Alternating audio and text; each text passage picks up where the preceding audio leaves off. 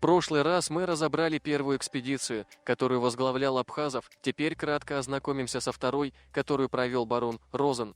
11 числа собрался Розен с отрядом у поста Кайтукина. 12 числа перешел Терек. Жители всех джараховских селений встретили Розена с хлебом и солью, обинцы просили пощады. 13 числа прибыли в Хули, село было пустое. Там же был год назад умерщвлен пристав Константинов. Жители побережья Макалдона также встретили отряд с хлебом и солью. За эти 2 дня 7 лошадей провалились с обрыва. Больше потерь не было. 14-го опустевшее селение Хули сожжено. 3 лилякских жителей, бежавших от осетинского разъезда, были догнаны и убиты. Люди, находившиеся при скоте, ранили 2 осетин. 15-го было решено никакие аулы не трогать, кроме Шуань. 16 числа 2 отряда полковника Заса и подполковника Челяева отправились искать убийц Константинова. 17 число. После того, как обнаружилось, что жители некоторых селений покинули места своего обитания и спрятались в горах, было решено сжечь аулы и посевы. Вечером того дня были атакованы осетинские фуражиры, отошедшие от лагеря сотней галгаевцев, спустившихся с горы.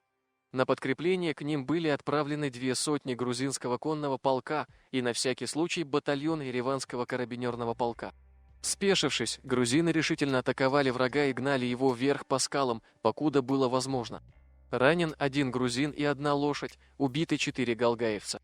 19 числа для преследования семейств, скрывшихся в Матхохе, были отправлены осетинская милиция и часть грузинской горской милиции и 2 роты Тифлисского пехотного полка под начальством капитана Пархомова для отвлечения внимания. Потери – 4 рядовых и 2 осетина. У галгаевцев 4 человека убиты и 1 женщина бросилась в обрыв. Также 19 числа отряд, состоящий из 2 батальонов Ереванского карабинерного полка, батальона 41-го егерского полка, 200 казаков грузинского полка, 350 осетин и 200 человек грузинской горской милиции выдвинулся к урочищу Гай. Потери – 4 раненых, 4 ушибшихся при крутом спуске, 1 убившаяся и несколько раненых лошадей. 20 числа к стоявшим на вершине скал галгаевцам были направлены грузинская и осетинская милиция, подкрепленные батальоном 41-го егерского полка, моздокскими казаками и ереванским карабинерным полком. Начальная цель была просто сделать видимость атаки и понять намерение противника, была скинута куча камней, но грузины и осетины, рассеявшись, смело начали взбираться на скалы. Вслед за ними потянулись и остальные. В итоге все оказались на вершине, галгаевцы отступили несмотря на выгодное положение и возможность оказать более сильный отпор. Ранено только 5 человек.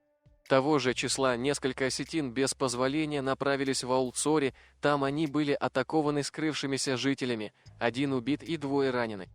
22 числа 2 укрывшихся в башне царинца ранили 4 человек. Также нескольким саперам нанесены ушибы камнями, башня была взорвана.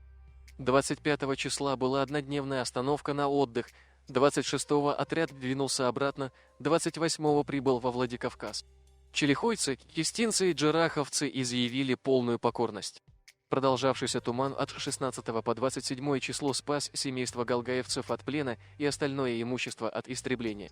Осетины и горские грузинские жители, находившиеся при отряде, приобрели богатую добычу, что служит им наградой. Вся экспедиция длилась 2 недели, хотя действия отряда в соприкосновении с ингушами были всего несколько дней.